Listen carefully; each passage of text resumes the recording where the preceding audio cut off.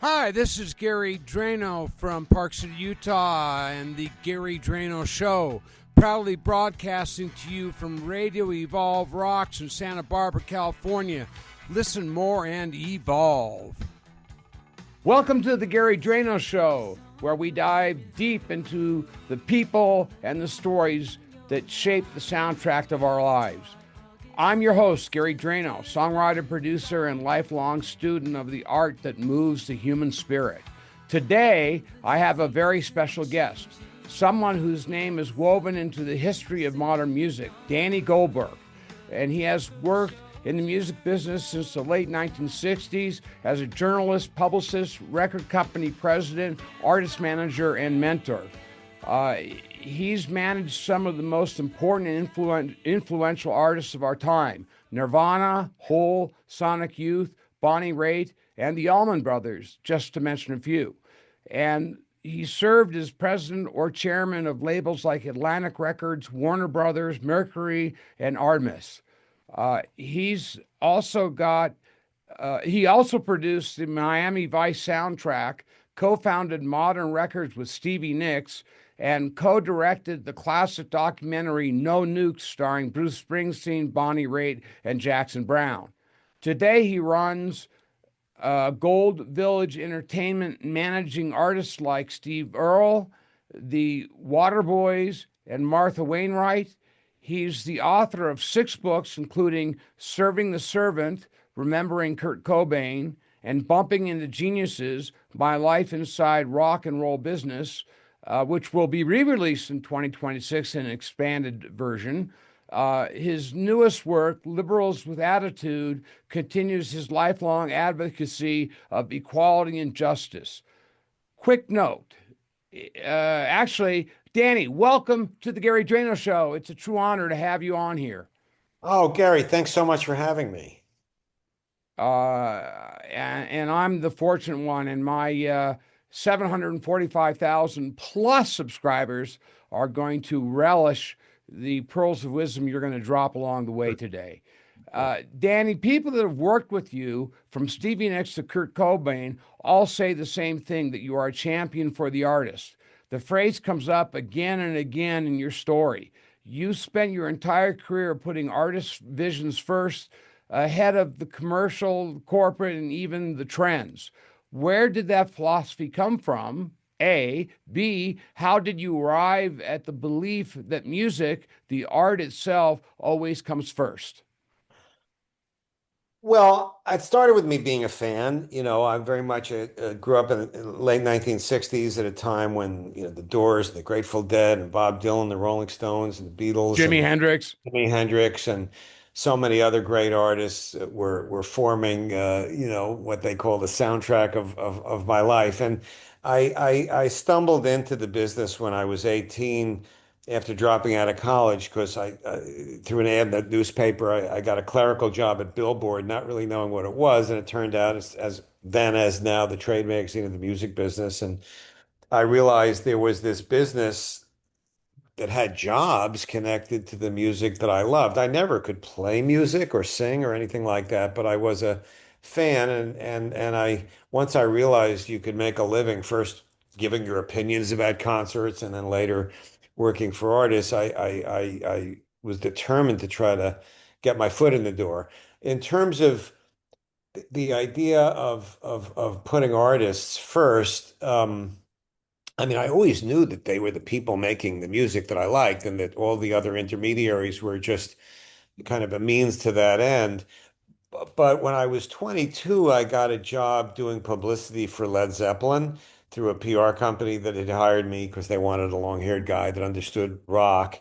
And and my mentor, uh, in many ways, in terms of attitudes about the primacy of artists, was Led Zeppelin's manager, Peter Grant. Peter Grant was a much feared figure, a former professional wrestler, over Oh, 300 yeah. pounds, well connected with British gangsters. But he would do anything for Led Zeppelin, and he imbued in me that if you're going to work with him, it's all about what does the band wants. Don't care what the record company says, don't care what the promoters say or what the media says.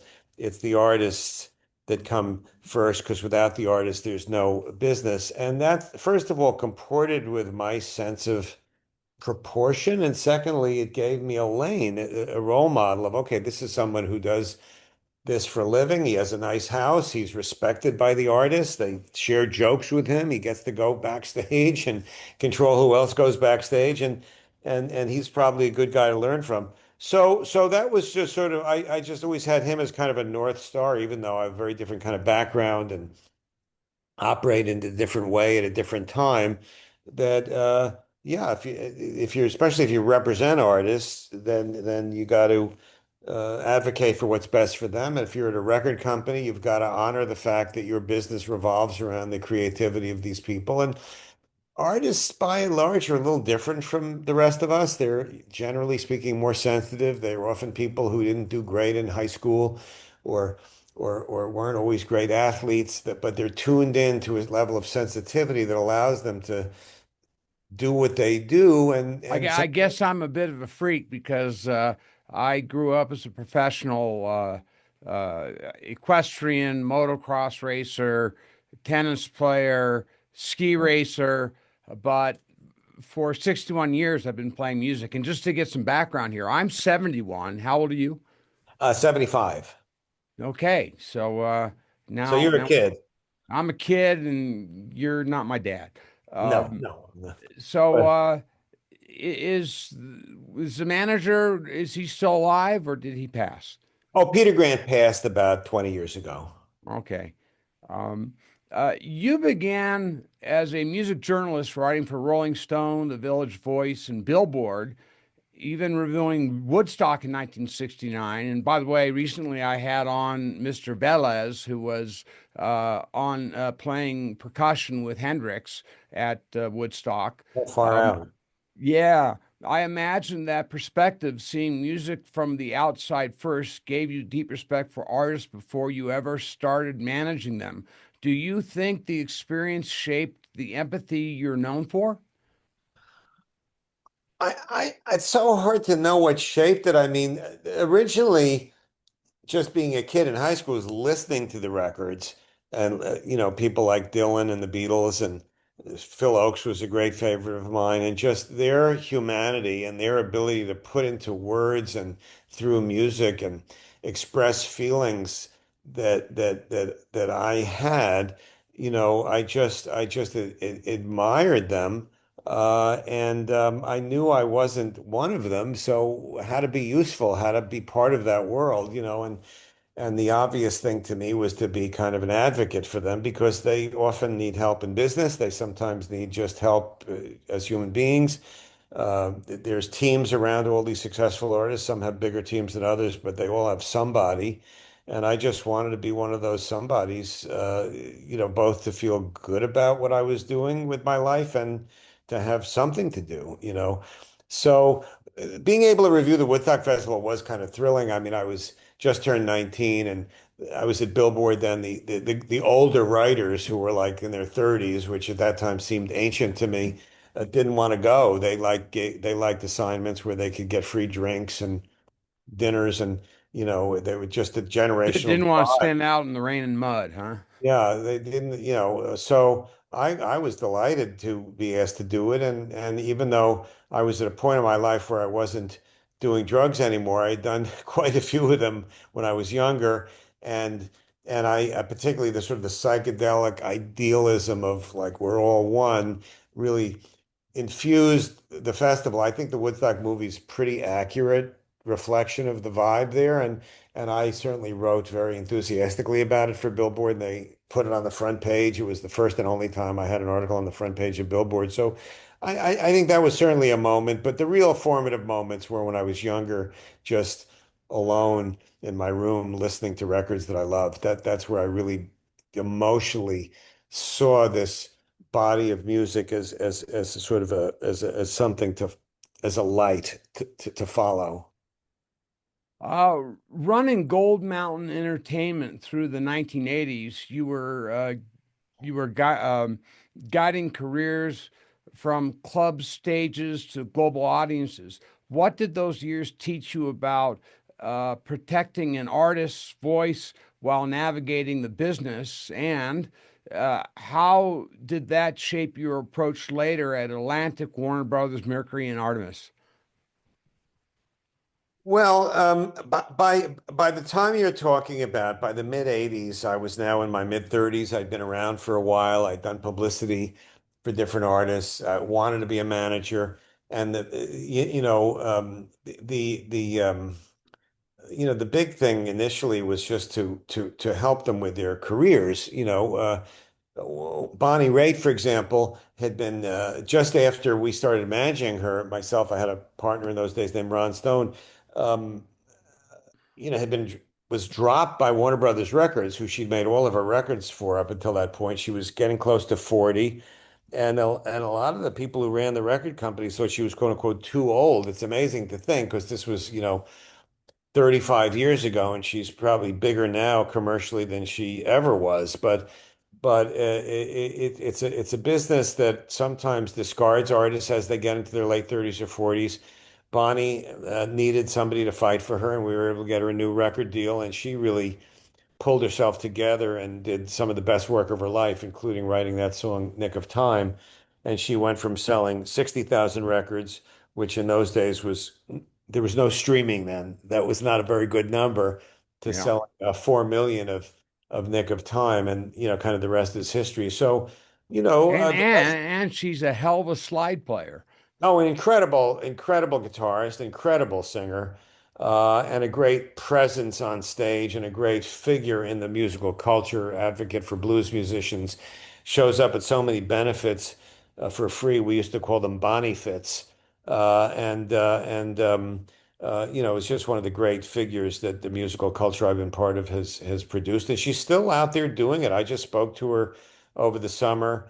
You mentioned that book Bumping into Geniuses is being reissued, and I wrote about 10,000 new words for it, and I wanted to talk to her for it. And she was like so alive and tuned into today's music, tuned How into old her how old is she audience. now? She's got to be 77, I think. I think she's 2 years older than me. Yeah. All righty. So But, she's still in her prime as far as I'm concerned. well, it's My really mom just interesting. had her, one second. My mom just had her 100th birthday Oh, wow.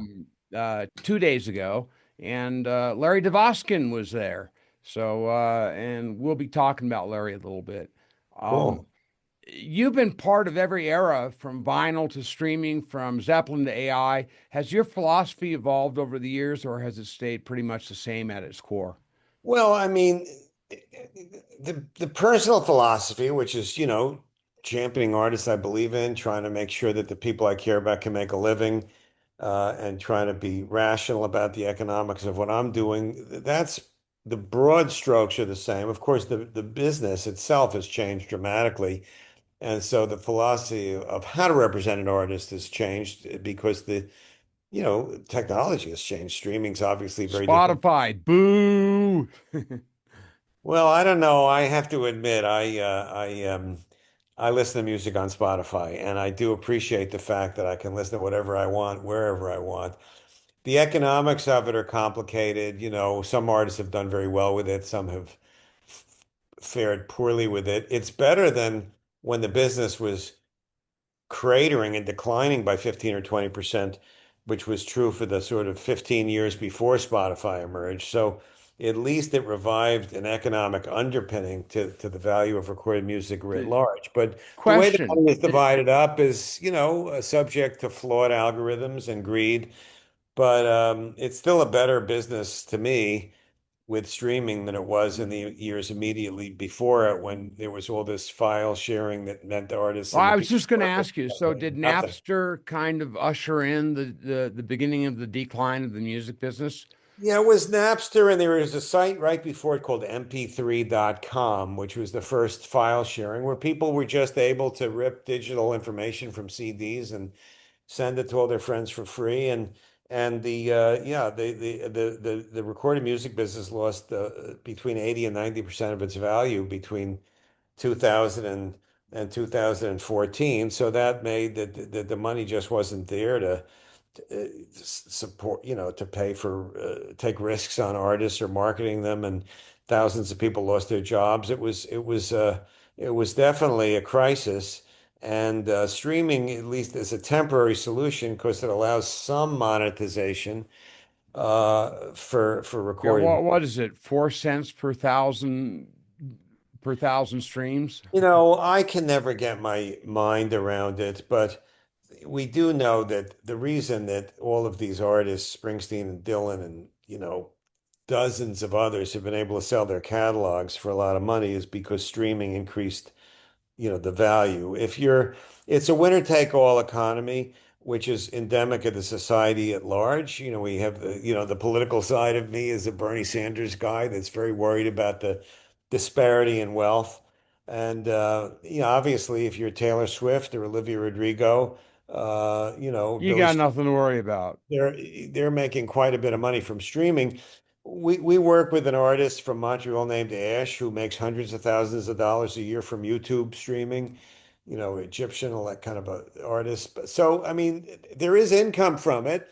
It's I don't love the way the algorithms distribute the money. I think there are biases built into it, and it's been particularly hard on songwriters. But it's a lot better than having no pie. It's one thing to say the pie is being divided up So it's a properly. business of pennies now, right? Well, yeah, I mean, it always was a business of pennies. I guess you could say when you bought a CD, you were spending, $10 or $15 for it. So in that sense, it was dollars. Of course, that money didn't all go to the artist. I mean, the record stores got half of it. And then of the remaining half, there was manufacturing costs and marketing costs. And the record company, depending on how greedy they were, how good a contract they were, made money. It's not like there were some people who did well under the old system. There were quite a few people that felt taken advantage of and underpaid in the old system also. I'm not aware of a perfect system. I've not been consulted. I'm not with a big company now where I have any input into how they do the algorithms. But the streaming has made the business better today than it was 20 50 years years ago. ago. But of course, like all old geezers, I miss going to the record store and I understood the business a lot better when it was physical product. All right, But well, we're gonna take a 2 minute break. We'll be right back with the incredible Mr. Danny Goldberg. One baby, two, another says I'm lucky to meet you. I don't care what you think, this it is about me. It is now my duty to completely drain you. I travel through to blend up in your affection. Shooting for you, passing back and forth. In a passionate kiss from my mouth to yours. I like you. With eyes to dilated, I've become your pupil. You taught me everything about a poison apple. The water is so yellow, I'm a healthy student. Indebted and so grateful, vacuum out the fluids. Shooting for you, passing back and forth. In a passionate kiss from my mouth to yours. I like you.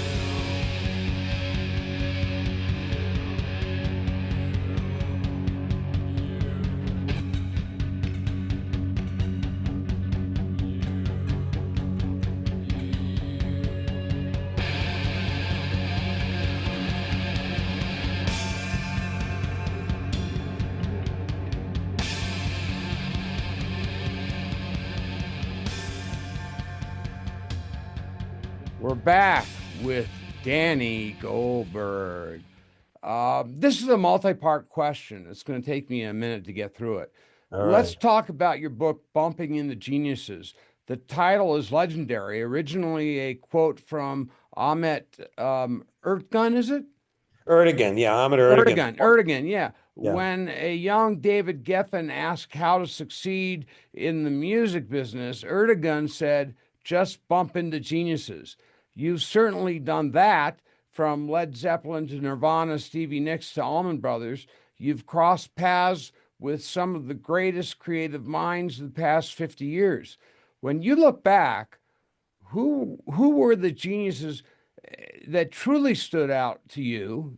A, B, the ones with the light shone just, or the ones where the light shone just a little brighter than the rest. And what was it about them, their energy, their sensitivity, their sense of truth, that made that made you recognize genius when you saw it? And Well, take your time with this one. yeah, I certainly the people you mentioned. I mean, Stevie Nicks, Bonnie Raitt, the Allman Brothers, Led Zeppelin, extraordinary, brilliant artists. I always, if I'm asked, and I work with a couple of people now that I think are quite brilliant. Steve Earle, who I've worked with for the last 25 years, and Mike Scott of the Waterboys, and many others. I always go back to Kurt Cobain when I look at my own career as being one whose brilliance just separated him apart from all of the others Our next in segment is going to be in all my about Kurt. in, So in my in my experience. So I'll wait for you to talk about him, but he's in a category all of his own in terms of my experience.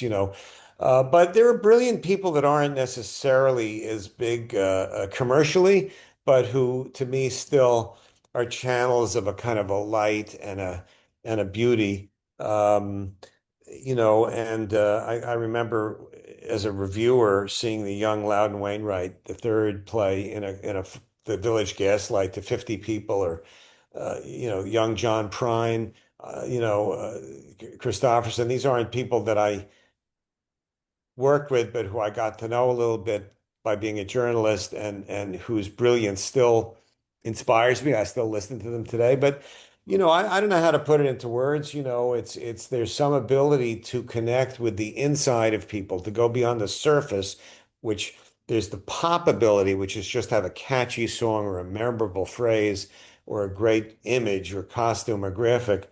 And then there's the deeper kind of brilliance that's always inspired me, starting with an artist like Bob Dylan, but also, Billie Holiday's vocals, Louis Armstrong playing the trumpet, Wes great. So, Montgomery on jazz guitar starting yeah, at 19 years old. you know, Unbelievable. uh, that there's an ability to tune in with the part of the psychology of human beings that's deeper than just the surface thoughts and opinions, and can create some sense of community when you're in an audience.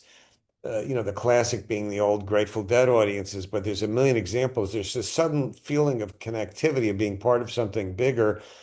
It's not a religion where you're signing up for some It's a belief collective system, consciousness, isn't it? but it takes a person out of their own neurosis into a bigger consciousness, like what you're saying. And I think that there are certain artists that just have the ability to transmit that. And there's dozens and dozens of them of all ages. I only know the ones I know, and I'm only aware of the ones I'm aware of.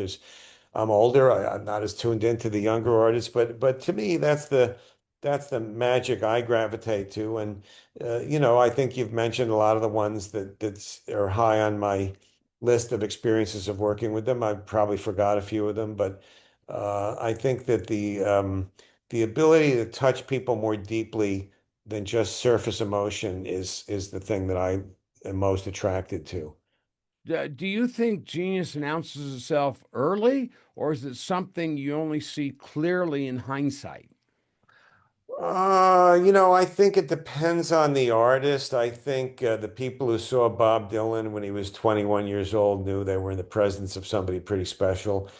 I met Kurt Cobain when he was 27 or 26. People that I've spoken to who knew him earlier said it was quite apparent that he was very special at an early age. I think for musicians, late teens, early 20s is usually you see it. There are people who blossom later than that, but a lot So it's a done for lot of me the at greats, 71, a huh? lot of the greats were identifiable in their early 20s. Okay. Um, and what do you think separates true genius from simple talent? Is it vulnerability, work ethic, the ability to connect deeply with emotion? Well, I think firstly, doing something new is part of it. I mean, there are people that are incredibly successful commercially, but they're basically synthesizing what came before them. So I think genius is people who take it to the next level, who do something that hasn't been done before, even though they may be dealing with the same notes on the scale, the same words in the dictionary.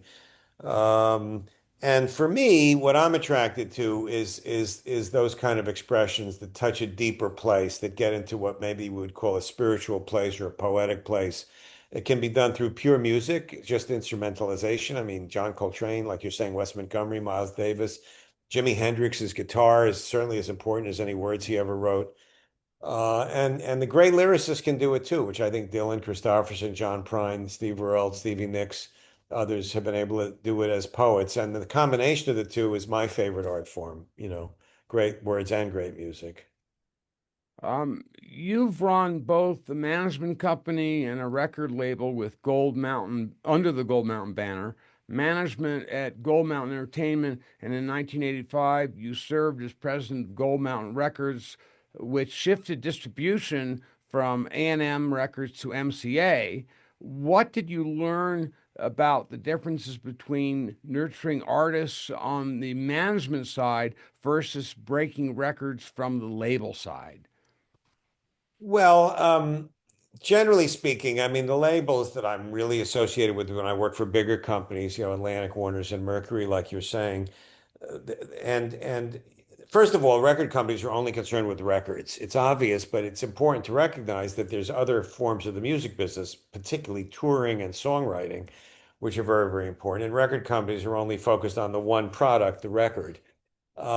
Record companies also have to think shorter term. When you're a manager, you're supposed to think from the artist's point of view of a whole career. Record companies are part of businesses and they have to think in terms of their quarterly and annual profits if they don't want to get fired. So you're thinking shorter term as a label.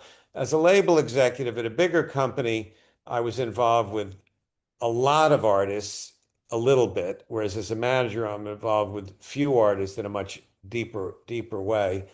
So when you're at a label, you're able to look at the records you have, and your job is to try to react to the ones that are, as they would say in the parlance of the old days, making some noise. You can't, it's a lot easier to make something that's already happening bigger than to just take something from zero and somehow create a fire around it. So, those are some of the differences. I don't know if that's detailed enough answer, but that's what popped into my mind initially when you asked the question. Oh, it's plenty detailed, Danny. The next question is a sensitive one. You were close to Kurt Cobain, not just as his manager, but as a friend. Losing someone so young, so gifted, and loved must have been incredibly difficult. Uh, when you've walked alongside an artist who changed the world, how do you recover from that loss? Well, I don't think it's that different from anybody else who's friends with or a family member of someone who killed themselves. I mean, suicide is just as painful, whether it's a famous person or somebody who's not famous, whether it's somebody who's brilliant or just somebody who's a human being trying to get by. It's a horrible thing to witness or to be involved with. Do you have any insights? I'm sorry. Do you have any insights into why Kurt ended his Oh, life? I don't have any insights into why anyone kills himself. It's been, again, I think 60,000 Americans a year kill themselves, most of them male, a lot of them by guns. Um, a lot of artists this have killed themselves over the years, the great jazz artists and rock artists and painters and novelists, David Foster Wallace, you could go down the list. I don't know if there's something different when an artist kills himself than when someone else does. When I was in the wake of Kurt's death, I tried to read about, and even, when he was alive and I knew he was self-destructive and a drug addict, tried to read what spiritual leaders said about self-destructiveness, what psychiatrists said. no one knows why some people kill themselves and others find a way of pulling out of it. It's a mystery that, to my knowledge, no one has unraveled. It's a great tragedy for somebody who's that unhappy that they want to do that, and a great tragedy for the people that love them. Again, I don't think the pain is greater just Any different. because the guy that I was close to happened to also be a musical genius and very famous. I think it's exactly the same set of emotions that And people. and and because of your point of view about this, I will put in the description of the YouTube video a link and a phone number to the suicide prevention hotline. I think that's great, and I would say for people with addictions, whether it's narcotics or alcohol or other addictions, I'm a great believer in 12 steps. Kurt didn't take the 12-step program, but a lot of people that I know would tell you that they're alive today because of 12 steps. So there's suicide prevention specifically. I'm not an expert on it, but talking to somebody is better than not talking to somebody. And to the extent that people can force themselves into a 12 steps environment if they have addiction issues, that's the one thing that I know of that has a decent batting average of success. Well, I'll add that too. In Serving the Servant, you painted a portrait of Kurt that's compassionate, deeply human, not the tortured version, not the tabloid version of the tortured rock star, but a real person with humor, kindness, and vulnerability.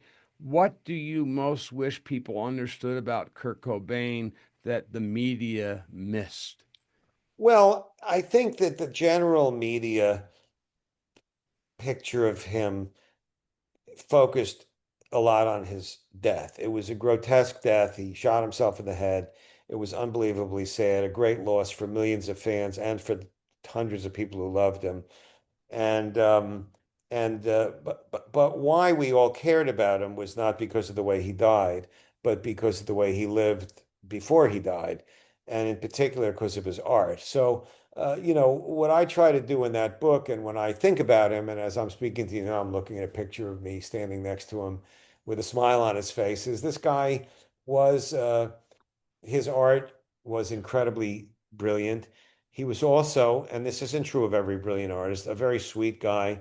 He was very kind to most of the people around him. He was prone to depression, and when he was depressed, he could be difficult. And he was a drug addict for a lot of his life. And in that Was he respect, bipolar or I anything mean, like I'm that? not a psychiatrist. I don't know these different terms. He definitely was prone to depression. Maybe it was bipolar. Maybe there's some other terminology for it. Uh, had a tough childhood, and he was just an incredibly sensitive character. Um, but he was a beautiful person. A lot of the time, he was when I did the book and just talked to dozens of people who knew him, people just gushed with loving memories of his kindnesses and his sense of humor. And of course, he was unbelievably gifted as a songwriter, singer, guitar player, and kind of a rock image maker. That doesn't mean he didn't have his dark, pissy moments, but I just think. I prefer to think of him alive than to think of him the way he died. You've managed so many artists dealing with fame, mental health, and pressure. What have those experiences taught you about how we care for people who create the art that moves us? Well, I mean, I think, as a society, we probably could do more to honor the value of art. I look at other countries. For example, I have some Canadian clients and do a lot of business with Canada, and they've had a long history of supporting their artists financially, especially in the developing years that we don't do in this country. And I just think that's a something I wish we did here. Uh, that doesn't mean artists should be accountable to moral standards. I mean, if an artist does something immoral or dishonest, they have to be accountable for it. But generally speaking, the way that they do things, to me, the more society can support that, the better, because I think it's a better world to live in with better art. Not everyone who wants to be an artist is going to move millions of people, but it'd be better if it wasn't such a struggle for people just to put food on their table while they're developing as an artist. Tell me about it. Um, Looking back, what do you think Kurt's greatest legacy is? Not just musically, but emotionally and culturally. Well, I think the music is the most important part of his legacy. That's what we can listen to and see. And there's some wonderful videos of him. I think he represented an alternative idea of masculinity that's really important. That you could be a rock star, which is one of the iconic roles, without being a macho jerk.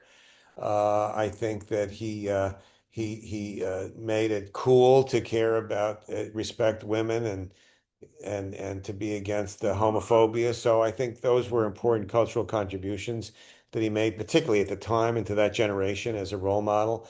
But I think the music itself is the legacy, and it's really great. I listened every once in a while to some of his music, and it never ceases to dazzle me. And with that, we're going to take our next 2 minute break. We're with Danny Goldberg. We've been talking about Kurt Cobain. And when we get back, we're going to be talking about Danny's book, Liberals with an Attitude, which I believe is about at least partially Rodney King. And yeah. Yes, yes, it's about what happened in Los Angeles after the Rodney King beating was videotaped and shown on TV, and the struggle in the city to reform the Los Angeles Police Department and the people who were able to pull that off. All right. Well, we'll jump into that when we come back. So this is a 2 minute break, and we'll be listening some music that was touched by Danny.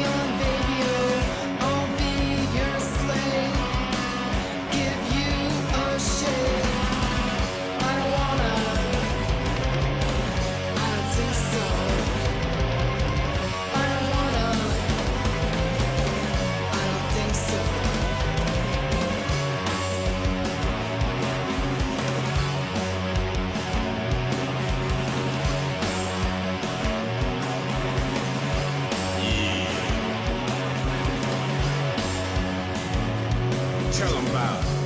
Hit it where it hurts. Hey, cool thing. Come here. Sit down beside me. There's something I gotta ask you. I just wanna know, what are you gonna do for me?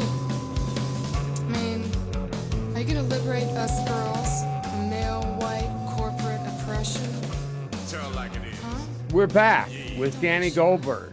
And now we're going to get into a long question. I want to talk about your new book, Liberals with Attitude. My friend Larry DeVoskin told me that you've always been a voice for justice, peace, and equality, and that even during your busiest years in the music industry, you never stopped standing up for what you believed in. You helped launch Air America Radio to counterbalance the dominance of right-wing talked media in the 2000s. And that was a pretty bold move for someone already so established in the entertainment industry. Tell me about the new book. What inspired Liberals with an Attitude, and how does it connect the dots between art activism and the world we're living in today? I'm happy and grateful to talk about the new book, but let me just correct one thing. I didn't I wish I was enough of a visionary to have launched Air America Radio. I didn't. That was a friend of mine named John Sinton had that vision. He put it together. It was up and running for a couple of years. They needed a CEO at some point, and I took the job. Al Franken, who was one of the stars on Air America, asked me to do it. It was too late. It was heading into bankruptcy, and it crashed and burned 7 or 8 months later. But the vision, and John Sinton has his own social, newsletter, and he's a brilliant, brilliant guy. And it was really his idea. And then, of course, the talent on Air America, Rachel Maddow, Mark Maron, and Al Franken was amazing. And I didn't pick any of those people. John Sinton did. In terms of the book, goes back to before that in the early 90s, around the same time I was managing Nirvana. And in the years before that, I had gotten concerned originally with the idea of rock censorship. There were Al Gore's wife, Tipper Gore, and others in Washington wanted a rating system for lyrics. And I thought that would have really screwed up the business because then people under 18 couldn't get most of the rock and rap records. Mm. They had dirty, so-called dirty words in them. And I got involved with the American Civil Liberties Union at that time to try to fight that on a free speech basis. And because of that, I was asked in 1987 to be the chair of the board of the Southern California ACLU because I was living in Los Angeles at that time. And I quickly found out that they were involved with a lot of issues, that the free speech was only one of them. And one of the issues that they were particularly concerned of in LA at that time was police brutality and racism, because the Los Angeles Police Department did have a difficult history with regard to that, particularly under their chief at the time, whose name was Daryl Gates, who was kind of Hmm. a champion figure, very charismatic, popular with a certain segment of the population, and pretty unapologetic about being a racist. That doesn't mean that most of the LAPD officers were like that. I think it's a tough job being a police officer, and they deserve, most of them, a lot of respect. But they have a lot of power, and all you need in a department of thousands of officers is a couple of dozen to be racist and brutal, and you get things like the Rodney King beating. That beating happened in 1991, same year that Nevermind came out. But if you, I lived in LA then. yeah. Fortunately, I was in Simi Valley, I think, but literally watched LA burn. So the riots and the LA burning that you're talking about happened a year later after the initial acquittal of the four officers who beat Rodney King. What Right. happened is he was a black guy speeding, chased by a police car, and had too much to drink, and definitely should have been pulled over. Certainly should have been given a speeding ticket. Maybe should have been arrested if he was drunk driving or something like that. But instead, he was beaten by four officers with metal batons while 20 other officers surrounded them watching him. He was unarmed, never charged with a crime, I might add. And it happened to occur just as home video cameras reached a price point where regular people could afford them. Now we all have a camera in our phone, but that was not the case in the early 90s. And so a plumber who lived in an apartment building overlooking the place where Rodney King was beating had just gotten a camcorder for his birthday and decided to record this beating. And that grainy black and white video uh, was shown all over the world because it was the first time that that kind of police brutality had ever been documented in a way that, I mean, people who lived in poor neighborhoods knew it happened a lot, but most white people, and certainly including me, had no idea that that was routine behavior. The chief, whose name was Daryl Gates, who had a history of saying racist things and was hated by the black community, called it an aberration. But to the ACLU and the people that were dealing with police brutality, it was business as usual. It just was captured on video for the first time. And so I documented a 16-month struggle that was led by the mayor of LA at the time, Tom Bradley, who was also the first black mayor of the city. He was a political kind of moderate to conservative, very business oriented, but who had been a cop himself as a young man and who was aware of some of the pathology of the department at that time, had never wanted to have a confrontation with the police chief because the police chief had enormous power in LA. Mayor couldn't fire him. In order to solve the whole structural problem, there had to be a ballot initiative passed the year after the Rodney King beating to change the city charter so the mayor had some authority over the police chief. and conformed LA finally to whatever American cities did. And I was just fascinated by the way Tom Bradley pulled it off. He put together this coalition between the left and the center. Took 16 months. Very hard to sustain public interest in an issue like this. Fear of crime is real and for good reason, especially in those days. There was a crack epidemic and gang warfare. But the question is, how do you deal with that in a way that's not racist and that's not Yeah, Compton was a scary place. yeah. So, and of course, a lot of the hip hop dealing with the police, it all came out of LA because there was a unique pathology in the LAPD at that time, not in the whole department, but with certain officers. And that's where NWA comes from. It was their song, Can I Say Four-Letter Word? Niggers with attitude. Yeah. Yeah, fuck the police, Yeah. was their big song. It wasn't about police in general. It was about the LAPD. Daryl Gates, the LAPD chief, who we all worked hard to get out of power, was name checked in 15 hip hop songs. He was a uniquely powerful figure. He'd just been honored by Polarizing, what polarizing, huh? yeah, incredibly polarizing, and it was quite an effort to get rid of him. I wanted to document how it was done because I think there are some lessons for today, and I also think it's always worth shining a light on some heroes. So it's not about music, although there's a chapter about hip hop in it. It's not about me. It's really describing people that I was able to watch close up make social change on an issue that's usually intractable. So, it came out a few weeks ago. I'm so excited to be able to talk about it. Yeah, you write about Rodney King's beating and the fight for the soul of Los Angeles. Those events shaped a generation's understanding of justice and inequality. How do you see the echoes in our society today? Well, there's so many differences today. Obviously, the media is completely different. This medium that we're on today didn't exist then. Politics is different. Economics are different. Culture is different, but the deepest feelings that people have about race, fear of crime, balanced with a desire for justice for everybody, how politicians manipulate these things for good or for bad, those bigger things are still very similar, even while the externals of the media and politics are so different. And I think that to the extent that people could get to a deeper place of seeing shared humanity on the one hand and balancing the very legitimate need for safety from crime with the need to respect every human being, even if they look differently than us or speak a different language, those underlying issues don't change from generation to generation. So I like to try to find role models, and see what lessons you can learn. Certainly, the idea of the left and the center having to work together instead of being at each other's throats is similar. Bradley pulled that off in the early 90s. We'll see today if current Democratic leaders or others can pull it off today because there's so much infighting. There's the infighting between MAGA people and everybody else, but even within people that don't like Donald Trump, there's huge infighting between the left and the center. I'm doing this from New York City, where we have a mayoral election today, where I'm That's right.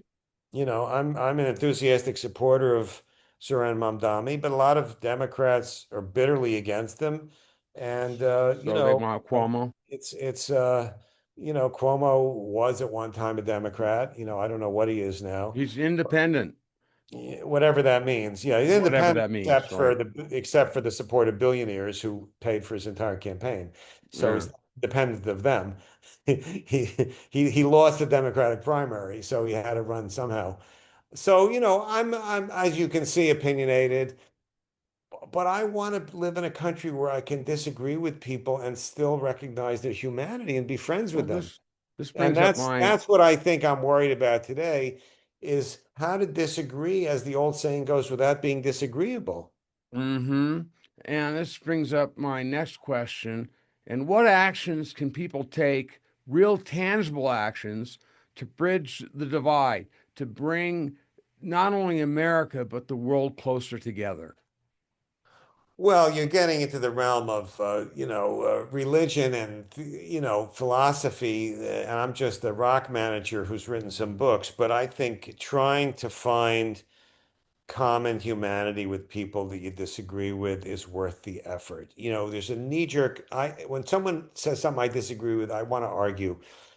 I'm trying to learn how to take a deep breath and say, okay, I can still hold to my opinion, but how do I respond in a way that recognizes that someone's a human being and not the enemy just because we disagree about an election or a policy. So I think individual acts of forbearance, tolerance, and kindness are the key to it. And then in the public eye, you make decisions based on what's available to you. I do think people should vote. I think if you can afford to make contributions to things you believe in, you should do it. Sometimes protests are valuable, sometimes they're not. But I just think basically, I go back, I'm a 60s kid. I go back to the Beatles. All you need is love. I think the more I'm you a 60s kid. We got something in common. I think the more you can put love into your interactions, the better life you're going to have and the better the society will be. Easier said than done, but that's to me got to be the So aspiration. a sense of community over they're different. I'm sorry, I didn't understand that question. Could you say it It was again? I was a statement. It was just I was saying a sense of community over, oh, those people are different. Well, So that's the fun thing. That's what I love about music. You go to a Springsteen concert, and I spoke to Springsteen for my previous book, and I worked with him a little bit years ago on the No Nukes movie that you mentioned. There are Republicans there. There are people that like him that like Donald Trump. There are people that like him that hate Donald Trump. But they all love Bruce Springsteen. And it's not just him personally, it's the music, it's the spirit that he evokes through his music. And that sense of community to me is a model for the way I wish the society was. At least concerts give us a model of how people who have different religious beliefs, sometimes different ethical beliefs, and certainly different political beliefs can still share something that they love together. And that to me is one of the things I love about art, music. music, Yeah. sports, Yeah. uh, Yeah, yeah. I think you get that with sports too. yeah. I particularly love it in a great concert because you know that there are people in that auditorium or arena or stadium that you're going to disagree with about a million different things, but you're all singing along, and that's a good place to start. You've always believed that music and culture have power, that they can heal and unite. Do you still see that potential today? Can artists and audiences alike help steer us back towards empathy and connection? And this is kind of a tag on to what we were just talking about. Yeah, I think I look, I think Taylor Swift, for example, is a positive influence in the world. I think she represents women more than, she's a particular hero to women, but she's also a role model of how to be by all accounts, she's generous to the people around her. She's takes positions on political things without being polarizing about it, and she reminds everybody, she makes everybody feel good with her music. So I think art's still one of the bright lights. I think religion can be, but sometimes religion can be used to divide people, sometimes to unite people. I prefer the uniting. Okay, we're going to take our last 2 minute break. We'll be back with Danny Goldberg in just 2 minutes.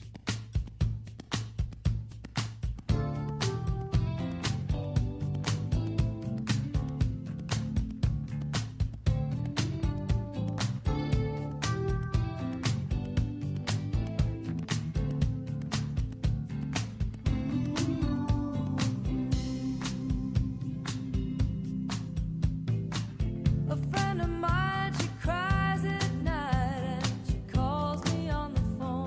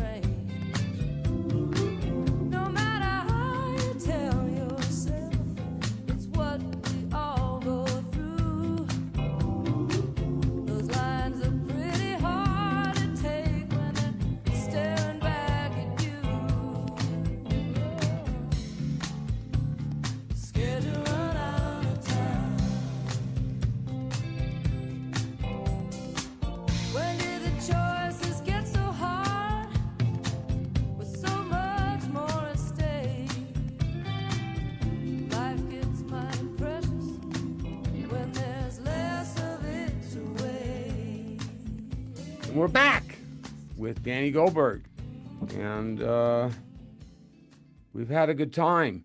Danny, you've guided and mentored some of the most remarkable artists of our time, but today's music world is very different. And we're touching on something we talked about a little bit earlier. Yeah. 100,000 new songs a day on Spotify, algorithms replacing A&R people, AI generated music starting to blur the lines of creativity. If you met a young artist today, or even an old one like me, someone with the spark, the star quality of Stevie Nicks or Kurt Cobain, what would you tell them? Well, I'm certainly more tuned in to older audiences and older artists than I am younger ones because I'm older. But I do think that performing in front of people is incredibly important for the careers that I admire. I know you still perform for people, and I think that there are a lot of examples of people that have an individual song that goes viral and has zillions of streams, but then they can't sell 50 tickets at a Yeah. club because Mm-hmm. they haven't created that intimacy with an audience. That doesn't mean that you have to perform to have a good musical career, but for the kind of culture that I'm the most inspired by, whether it's young or old, I think the live connectivity between a live artist and a live audience has a unique amount of intensity. Of course, the songs and recordings are very important in creating interest. The two things go together, So, but I so think you younger tell. artists who've grown up on these computers, I just would urge them play in front of people. Do it as much Well, as you. I was just going to say, so you would encourage me to get out of my living room and get into some venues. I I will. played the bar scene in Park City, and I said, no, this is not for me. So live streaming, I get 60 to 80,000 people per live stream, and I chop up my live streams into individual songs, and those get between 60 and 80,000 views. That's how I'm getting myself out there. But I feel like I need to get on the road if I'm going to make a difference in my own career. Well, it's different for everybody, and it's very different in your 70s than in your 20s, obviously. Uh, Sorry about the street noise, but I'm in Manhattan as we speak. Um, but yeah, again, I really particularly appreciate people who can interact with live audiences. That's not the only way of making meaningful music. There's a many ways to skin a cat, as they say. But from my own personal interests and what I feel I know the most about and I'm most attracted to, the live interaction is sort of at the core of the careers that I'm the most inspired by. Springsteen being Exhibit A, but by no means the only example. How does a new artist rise above the noise today? Oh goodness, no two of them do it the same way. I mean, certainly, it's there's always been the situation from the time we were young till today where a lot of people who want to be artists just don't have the destiny or the talent or the magic or the luck to be successful. It's like not everyone who's great on their high school basketball team is going to be able to be in the NBA. So there were always 99 people who didn't make it in garage bands for one who did. And no two of them do it the same way. I do think YouTube is a particularly valuable tool because it allows artists for very little money to not only get their music out there, but to kind of make eye contact with a potential audience. And I think playing in front of people matters. I think understanding, getting to know your audience. A lot of people are very active these days, kind of communicating directly with their fans. No two people do it the same way, but one thing for sure, you can't be easily discouraged. Even the most successful artists deal with dozens and dozens of rejections and disappointments before they quote unquote make it. So perseverance is very important. Trying to keep questioning yourself if things aren't working to find something else that might work is important. I think being inspired by great artists and having them be role models is important. I think luck is important. but there's a mystery of talent. Some people just have the destiny to be successful artists. A song I play every show is "Born Under a Bad Sign." So, uh, Albert King. yes, sir. Yeah. How can they build a career that's authentic, meaningful, and emotionally connected in a world that sometimes feels like it rewards the loudest voice over the truest one? I think you just got to be true to yourself. Sometimes people have a loud voice, and sometimes loud voices can be used to great effect. I mean, Led Zeppelin was pretty loud, but they were really good. Um, but I think you've got to look inward and then see what works inward and where it connects with externally. If you try to just copy externally what people are doing, you'll always be half a step behind. So you got to start inside. You got to stick with it. Sometimes you have to just stick with it even when you're being rejected. And sometimes you need to learn from the rejection and make adjustments. There's no easy answers about this. If I knew those answers, I'd be a gazillionaire. But I think that So then you can't answer this. Is there still hope for the new generation of musicians to find their voice oh, there's hope and for their some of them. audience? There's Uh, hope for some of them. It was never the case where everybody who wanted to be an artist could find an audience. We all know people that had bands that played at high school dances that then had to be insurance agents or cab drivers or lawyers or doctors. But some of them will. I think there are vibrant scenes. The kind of music I identify with, a lot of it is happening in the Americana world. Some of it is happening in the electronica world. Some of it is, there's all different genres, but some young people are going to make it and some won't. It's always been that way. It's not like there was a it's higher. a lottery, isn't it? Well, it's not exactly a lottery because a lottery is completely based on luck. I think there's a sense of God-given talent. Talent, I think luck, hard and work, charm, mhm. and savvy help increase the odds. So it's a little more like uh, poker than it is like a lottery. There is a skill set you've got to bring to it, and that people with that skill set have a much better likelihood of making it, but you still got to get dealt some good cards. All Luck right. is Well, before we wrap up, I'd like to end things on a hopeful note. You've lived through the greatest revolutions in music, politics, and culture, and through it all, you've stayed committed to optimism and purpose, right? Right. So tell me, what three things you're hopeful for, either personally or for the world? Oh, and what gives you faith that we can create a better tomorrow for artists, for audiences, and for humanity? Two-part question. easy ones though, right? Just Yeah, I saved the easy ones for yes, yeah, last. yeah, yeah, save the easy ones. I'm a guy who prays. I was a 60s kid. I was inspired by kind of the psychedelic idea of, peace and love. And, I just try to look at the great beings throughout history, whatever some people are into religious figures. I like most religious figures that are famous. Some are just into artists, some are into ideas. But I just think you gotta look to the brightest lights and aspire to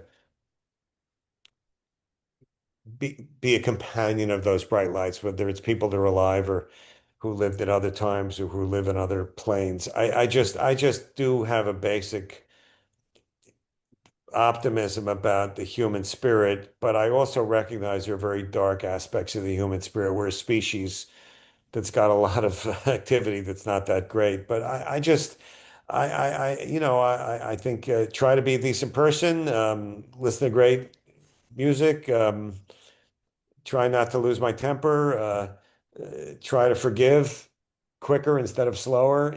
Just all the old verities I think still apply today. Just filtered through rock and roll passion and whatever. You're dealing with the big philosophical issues, and I would go to the big philosophers. But you can do a lot worse than listen to great artists. That's if you're not comfortable with any particular spiritual path, at least identify with great art, because it's kind of a lantern in the future that you can point yourself towards. Danny Goldberg, record executive, journalist, manager, author, activist, and truly a champion of the artist. It's his latest book, Liberals with an Attitude, is available now from Akathic. It's all right, and it's available. That's the main point. Danny Goldberg, Liberals with Attitude. Danny Goldberg, Liberals with an Attitude. Go out and buy it. And also in 2026 will be the expanded edition of Bumping into Geniuses and diversion books, but just go out and buy it. Danny, thank you so much for joining me today. It's been a privilege. And I am sure that my subscribers are going to eat this up. So until next time, keep listening, keep creating, and keep the music first. Stay with me for a minute, Andy. Stay with me for a second.